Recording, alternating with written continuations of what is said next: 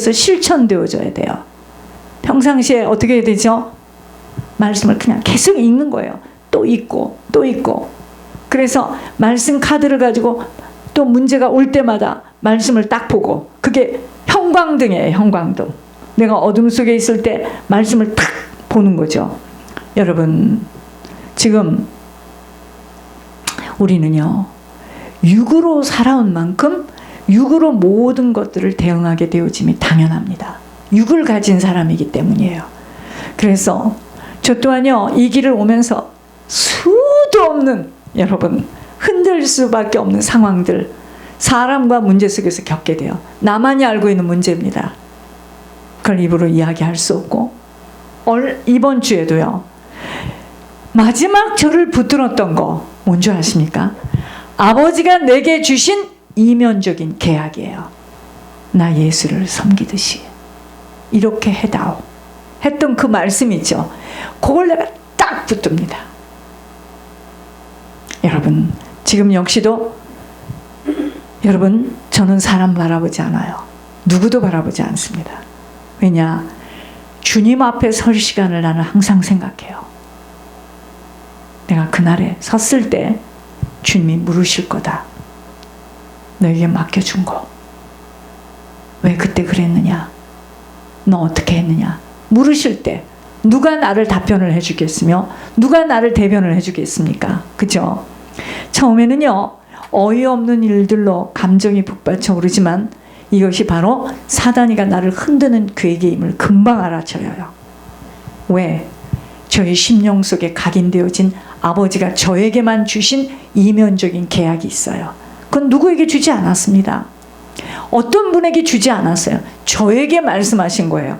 그걸 가지고 하나님 앞에 설 거예요. 이제 그 문제를 가지고 하나님께서 물으실 겁니다. 여러분, 우리가 선한 싸움을 싸워나가야 될 이유가 바로 이것 때문이에요. 그래서 하나님을 믿는 자들이 성령으로, 하나님의 영으로 채워지지 못하면 졸지 마시고 자신의 한계 이겨낼 수 없어요. 그래서 말씀이 무엇인 줄 아세요? 밥이에요. 밥. 기도가 무엇인 줄 아세요? 숨 쉬는 겁니다. 나로 인하여서 한 영혼들이 주님 앞으로 올라가는 게 뭔 줄 아세요? 운동이에요. 운동. 자, 성도가 어떻게 기도와 말씀이 없이, 중보 회개함 없이 이 땅에서 살아남을 수가 있겠습니까? 밥 먹어야 되죠. 숨 쉬어야 되죠. 운동해야 되죠. 그죠? 여러분, 밥은 덩지같이 먹으면서도 운동량이 없어 호흡할 수 없는 자, 곧 사망에 이르게 되는 것처럼 말씀이 실천되어지는 믿음의 결국이 영혼 구원으로 이어지지 못하면 기도의 자리 지속하기 어렵습니다.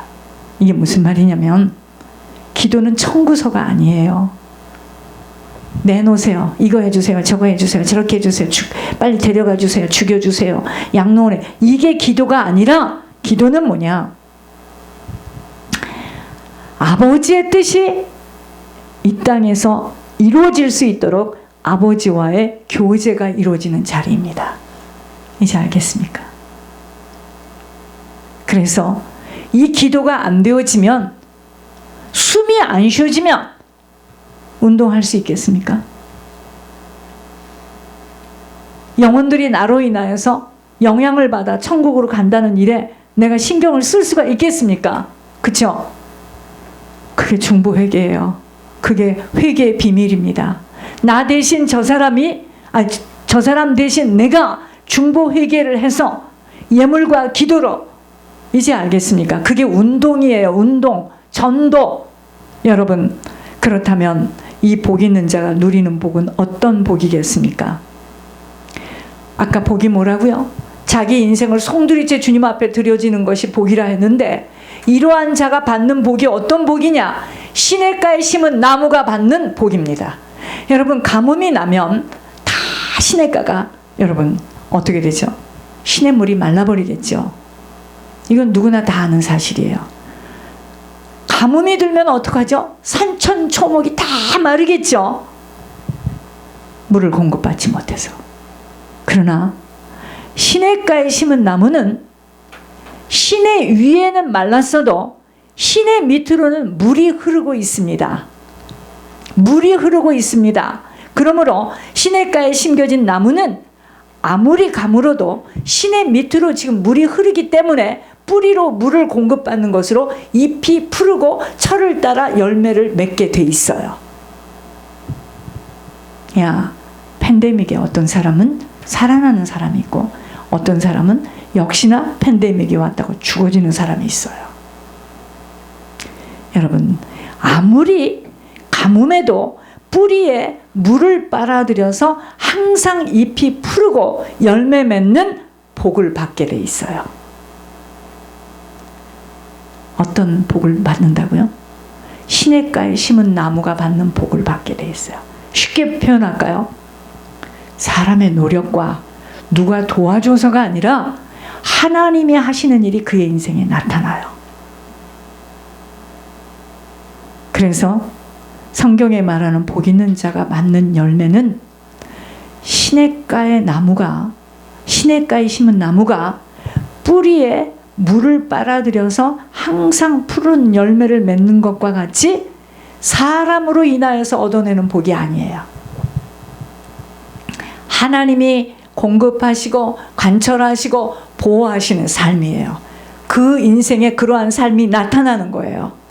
자, 그렇게 되어지려면 심겨진 나무가 늘 물을 공급받는 것과 같이 내 영혼이 성령님과 교통이 끊어지지 아니하고 늘 성령님과 교통하는, 성령님과 교통하면 어떻게 될까요? 내 영혼이 싱싱하고 푸른 상태로 유지되겠죠.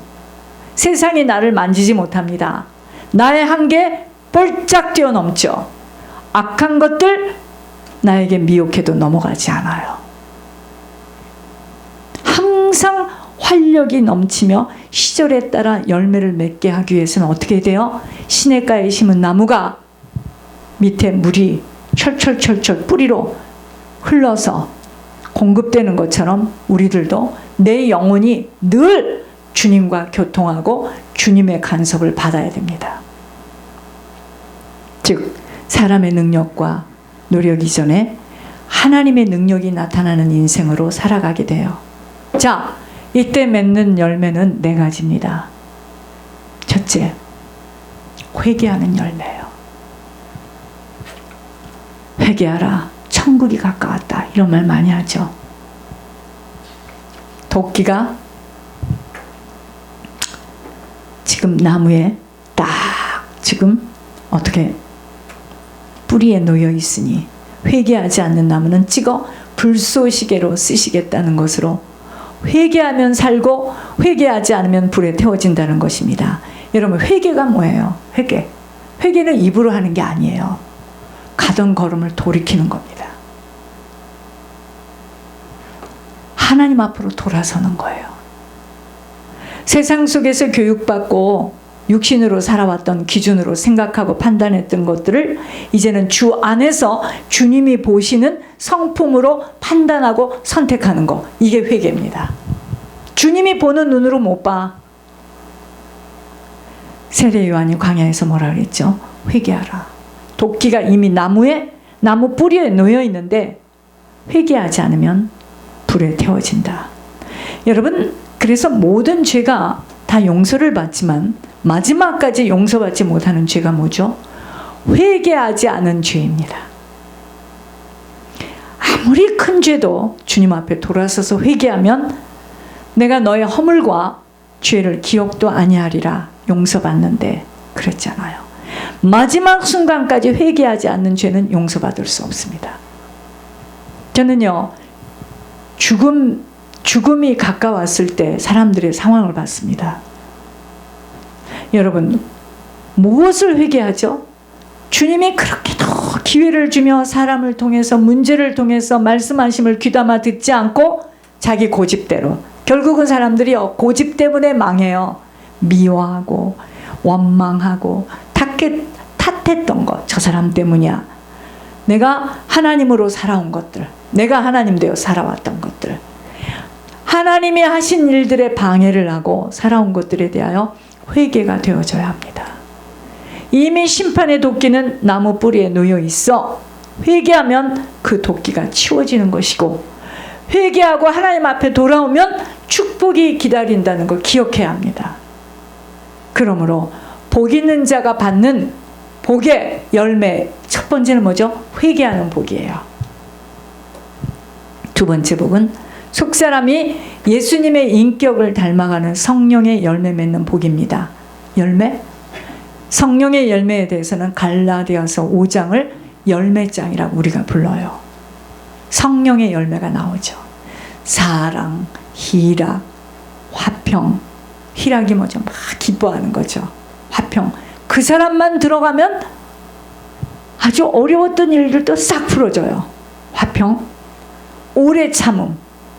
불쌍히 여겨 자비하고 늘 선을 베풀고 충성하고 온유하고, 마지막이 뭐죠? 이게 제일 어려워요.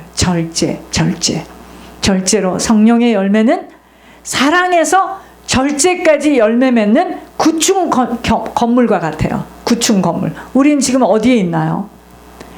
제일 기초는 예수님의 성품 중에 사랑 위에 구층의 건물이 세워지는 거예요. 우린 지금 1층도 아직 못 세워졌나요? 자, 보겠습니다. 마지막 세워지는 마무리 단계가 바로 뭐라고요? 절제예요. 여러분, 우리에게는 누구나 영적인 줄이 있어요. 내 영적 줄은 몇 점인가를 생각해 볼 수 있어야 합니다. 여러분, 경건이 뭐예요? 여러분, 천주교 사람들처럼 경건의 모양을 가졌을까? 경건이 뭔지 아세요? 예수님의 성품이 경건이에요. 예수님의 성품이 경건입니다. 그렇다면 나의 경건은 몇 점인가를 생각해 봐야 합니다. 자, 예수님의 성품의 마지막 기준이 뭐라 그랬죠? 절제야, 절제. 절제되어지는 것만큼 그 사람의 점수가 나오는 거예요. 그래서 하나님께서 우리를 막 어려운 환경에다 집어넣고 사람에게 밟히게 하고 막 사람에게 억울한 이야기를 듣게 한 것이 뭔지 아십니까? 하나님이 나를 지금 성령의 열매를 맺게 하기 위해서 9층짜리 건물을 지금 세우려고 하나님께서 나를 만들어 가시는 것이었는데, 저 왼수 했던 거예요. 저희들이 절제하지 못하면 뛰쳐나가고, 절제하지 못하면은 기회를 탁 충성할 수 있는 길을 놓쳐버리고. 여러분, 9층짜리 건물을 지금 지어가는 겁니다. 아무리 기막힌 신학을 한 목회자라 해도 절제하지 못하고 화를 내며 혈기를 부린다면 그 목회자는 영적 줄이 평신도보다 못하게 돼 있어요. 근데 우리가 이럽니다. 그 사람은 평상시에 혈기 한번 부리지 않고 너무너무 착한 사람이에요. 여러분, 속지 마시옵소서. 엄청난 가명과 포장을 단단하게 쓴 거예요. 예수님의 성품으로 도배되지 못하는 만큼은 사단의 공격을 받게 되어 있습니다. 이 한 주간 우리는 내 속에 얼마만큼의 사랑과 희락과 기쁨이 있는가? 화평과 참을성이 있는가? 내가 남들을 보면 자비하나? 불쌍히 여기나? 나는 늘 선을 베풀기를 원하나? 나는 충성하기를 원하나? 나는 내 마음이 온유한 자인가? 난 절제할 수 있을까? 절제 못하는 사람들의 특징이 뭐죠? 아프면 아프다고 무서워. 아니, 아프니까 지금 제 얘기를 하는 겁니다. 아플 것이 병원에 가면 절제를 못해. 죽음에 두려움이 있어서 그래요. 조금만 아프면 일찍 죽으려나? 아니, 죽을 때 죽겠지. 절제를 못하는 거예요. 절제를. 애를 낳을 때 으악 하고 욕을 하고 난리를 절제 못해서 그럽니다. 어차피 가야 될 것. 너무 절제하다가 저는 이제 문제가 왔죠. 그럼 뭐 부끄럽게 소리를 지릅니까? 내 옆에 있는 여자는 막 미국 여자인데 이렇게 큰데 막 소리를 지르고 막 욕을 하고, 난 그 소리를 들으면서요 고통을 이어갔습니다. 저 사람이 내 대신 소리를 지르고 난 무서웠어요. 그 소리가. 여러분, 절제가 얼마나 하나님의 절제가 경건의 마지막 고지예요. 절제하지 못하는 거예요. 왜 뛰쳐나가죠? 절제하지 못하니까. 끝을 봐야 되지 않겠습니까? 이게 어떻게 되는가? 끝을 봐야 돼요. 끝을 보겠다는 그 자기의 소신이 있어야 됩니다. 여러분, 나는 이 한 주간에 우리가요, 우리 자신을 체크해 보세요. 그래서 나를 만들어내는 일에 집중해야 됩니다. 나는 예수님의 성품 중에 지금 무엇이 없으며 어떤 부분이 보수공사되어져야 하는가, 심각성을 가지고 영적 청진기로 나를 진단해야 돼. 지금 남을 진단할 게 아니야. 나를 진단해 봐야 돼. 나. 세 번째 복은 뭐냐면요, 첫째는 회개복이죠. 둘째는 성령의 열매를 맺게 돼요. 첫째는 회개의 열매, 두 번째는 뭐죠? 성령의 열매. 그래서 예수님을 닮아가는 그 열매. 세 번째는 뭐죠? 전도의 열매로 결국 천국을 채워가는 것에 놀라지 마시옵소서. 아버지는 면류관을 주십니다. 죄 아래 있는 영혼을 복음으로 변해서 하나님의 백성으로 천국에 보내어졌다면 그것은 하나님 앞에 면류관으로 열매를 맺게 됩니다. 여러분을 통해서 중보회개 받고 천국에 갔다. 여러분 면류관이에요. 그들이 여러분의 면류관입니다. 이것이 바로 중보회개의 비밀과 중보회개자의 축복된 삶이 모든 것이라는 말이 무엇을 의미하는 줄 깊이 들을 수 있어야 성령이 하시는 음성을 놓치지 않습니다. 중보회개자의 축복이 얼마나 큰 축복인지를 지금 모르는 거예요. 아무도 알아주지 않아도 그날에 주님 앞에 가면 알아요. 만일 전도지를 돌리고 한 인생을 만났다면 그가 교회로까지 인도받고 양육받아서 천국에까지 온전히 들어가는 것에 전도라고 할 수 있는 거예요. 이전에 우리는 전도지를 돌리면서 현장에서 복음을 증거해요. 그럼 그가 영접도 간신히 막 구걸해. 영접해달라고. 그럼 영접을 합니다. 그럼 우리는 또 뭐라 하죠? 오늘 한 영혼을 낚았대요. 어디 있습니까? 그 많은 영혼들. 여러분, 그것은요, 시작의 전초일 뿐이에요. 그 영혼이 천국까지 들어갈 수 있도록 내가 양육을 못 시켜도 그 영혼을 놓고 계속 기도하고 회개하고 예물을 올렸어야 되는데 그런 비밀이 없었죠. 한 영혼이 구원받는 길에 올라타는 시작일 뿐이었습니다. 구원의 길은 좁은 길이에요. 여러분, 그래서 여러분들의 어머니가 아버지가 누가 길거리에서 만난 노숙인이 천국 갔다고 좋아하죠. 천국 갔습니다. 그러나 천국을 가보면 상상할 수 없는 구분되어 있는 천국이에요. 들어오긴 들어왔는데 분명히 유황불은 아닌데 들어오긴 들어왔어요. 거기를 갈 거냐? 무슨 얘기인지 아세요? 천국은 갔어. 여러분, 결국 중보회개자의 비밀은 복을 받은 자에게 맺어줄 수 있는 열매였습니다. 자, 네 번째 복 있는 자가 맺는 열매는 섬기는 열매예요. 갈라디아서 5장 6절에 그리스도 예수 안에서는 할례나 무할례나 효력이 없으되 사랑으로서 역사하는 믿음뿐이니라.